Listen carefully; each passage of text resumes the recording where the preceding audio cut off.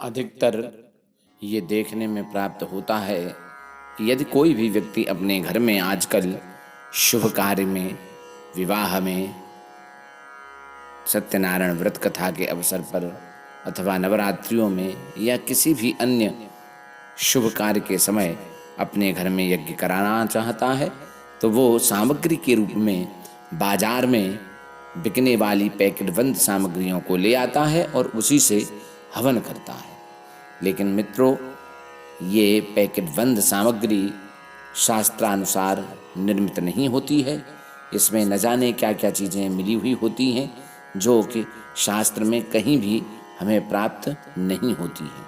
इसलिए यदि आप अपने घर में हवन करते हैं, यज्ञ करते हैं, तो शास्त्र प्रमाण के अनुसार अपने घर में ही आप हवन सामग्री को निर्मित करें, क्योंकि शास्त्र कहता है हवन सामग्री के अंदर क्या क्या वस्तुएं होनी चाहिए और उनकी मात्रा क्या होनी चाहिए, इन सभी का वर्णन हम सबको प्राप्त होता है। धर्म सिंधु नामक ग्रंथ में इस विषय में बहुत सुंदर और स्पष्टतया उल्लेख मिलता है। वहाँ कहा गया है कि तिलार्धम तंडुलादेयाः तंडुलार्धम यवास्तथा यवार्धम शर्कराः प्रोक्ताः सर्वार्धम च घृतं स्मृतम्। इस श्लोक में बताया गया है कि आप अपने घर में यदि सामग्री बनाते हैं तो किस प्रकार क्या क्या द्रव्य उसमें किस मात्रा में होनी चाहिए।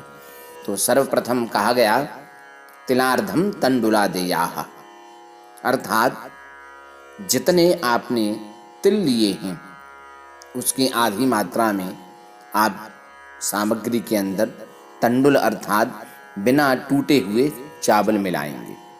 जैसे माना कि 1 किलो आपने काले तिल लिए हैं तो उनमें आधा किलो आपको चावल मिलाने चाहिए। इसके उपरांत कहा तंडुलार्धम यवास्तथा, अर्थात जो चावल आपने मिलाए हैं उसके आधे आपको जौ मिलाने चाहिए। तो आपने आधा किलो चावल मिलाए तो उसका आधा क्या हुआ, 250 ग्राम आपको उसमें जौ मिलाने चाहिए। और कहा यवार्धम शर्कराः प्रोक्ताः, अब 250 ग्राम आपने जौ मिलाए हैं तो 250 ग्राम का आधा अर्थात 125 ग्राम आपको उसमें शर्करा मिलानी चाहिए। यदि शर्करा नहीं है तो बूरा आपको 125 ग्राम सामग्री में मिलाना चाहिए। इसके उपरांत कहा सर्वार्धम च घृतं स्मृतम्, अर्थात इन सभी को मिलाकर जो हमारी सामग्री बनी उसका आधा हमको घी मिलाना चाहिए। जैसे 1 किलो हमने काले तिल मिलाए, आधा किलो हमने चावल मिलाए, 250 ग्राम हमने जौ मिलाए, तो हमारे हुए 1.25 किलो। 125 ग्राम हमने उसमें मिलाई शर्करा, मिला करके 1 किलो 875 ग्राम।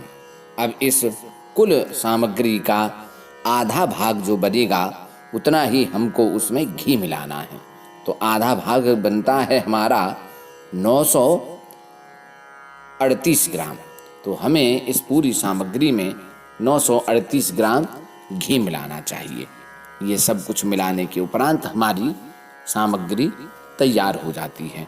अब इसके ऊपर आप यदि पंचमेवा मिला लेते हैं, अगर तगर, लाल चंदन, श्वेत चंदन इत्यादि मिला लेते हैं तो वो अति सुंदर होगा। यदि आप नहीं भी मिलाते हैं तो भी आपकी सामग्री बन करके तैयार हो गई। आप इस सामग्री को ही अपने घर में यज्ञ इत्यादि में प्रयोग करें, आप पर माता रानी की कृपा होगी और आपका यज्ञ सफल माना जाएगा।